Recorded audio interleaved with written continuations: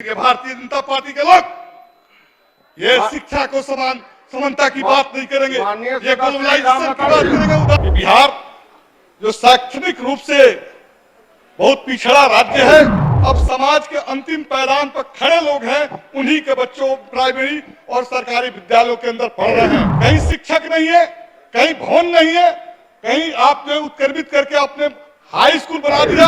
एक ही भवन में हाई स्कूल भी है, एक ही भवन में मिडिल स्कूल भी है और एक ही भवन में प्राथमिक विद्यालय है। ये आपको ताली बजाने का कोई नैतिक अधिकार नहीं है कि आज जो बिहार की हालात है उस हालात के परिवर्तन करने के लिए शिक्षा बजटों में कटौती नहीं, बढ़ोतरी की जरूरत है। जहाँ तक लोग सीपीआईएम का स्पष्ट समझ है कि शिक्षा नीति समान होना चाहिए, चाहे रानी के औलाद हो या नौकर रानी के औलाद हो, एक ही स्कूल में पढ़ने का उनका अधिकार होना चाहिए। मैं कटौती प्रस्ताव के विरुद्ध अपनी बात रखने के लिए खड़ा हूं। जैसा कि शिक्षा मंत्री ने 40,000 करोड़ रुपया का बजट जो है बिहार के शैक्षणिक व्यवस्था में आमूलचूल परिवर्तन के लिए प्रस्तुत किया है इस सदन के अंदर।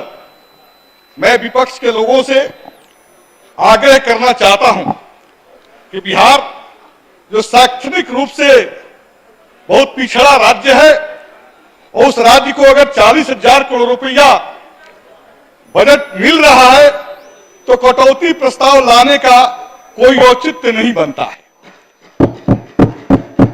अभी बिहार की जो मौजूदा हालात है वो किसी से छिपा नहीं है कि सरकारी जो इंस्टीट्यूशंस है वो सरकारी इंस्टीट्यूशन में अब समाज के अंतिम पायदान पर खड़े लोग हैं, उन्हीं के बच्चों प्राइमरी और सरकारी विद्यालयों के अंदर पढ़ रहे हैं।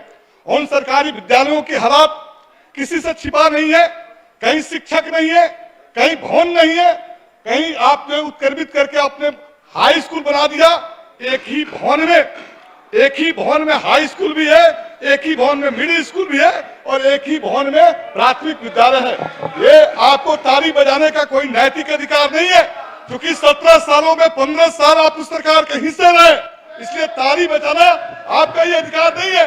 जो शैक्षणिक स्थिति आज बद से बदतर हुई है, उस बदतर हालात को ले जाने के पीछे आपका भी पूरा का पूरा योगदान रहा है। और इसलिए मैं आपसे कहना चाहता हूं कि आज जो बिहार की हालात है उस हालात के परिवर्तन करने के लिए शिक्षा बजटों में कटौती नहीं, बढ़ोतरी की जरूरत है। जहां तक बात कॉमन एजुकेशन सिस्टम के बारे में हो रही है, मैं भारतीय जनता पार्टी के मित्रों को सुन रहा था, ये चर्चा कर रहे थे कि समान शिक्षा नीति होनी चाहिए। सत्ता पर विपक्ष के लोग भी कह रहे थे समान शिक्षा नीति होनी चाहिए। लेकिन मैं आपसे पूछना चाहता हूं कि जो शिक्षा जो समर्थित सूची में है, जो नीति संबंधी निर्णय केंद्र सरकार लेती है और नीति संबंधी निर्णय लेते हुए असमानता का बुनियाद पर जब शिक्षा नीति के नींव को रखा जाता है तो शिक्षा कभी समान नहीं हो सकता। इसलिए हम साफ समझते हैं, वामपंथी दलों के लोग सीपीआईएम का स्पष्ट समझ है कि शिक्षा नीति समान होना चाहिए,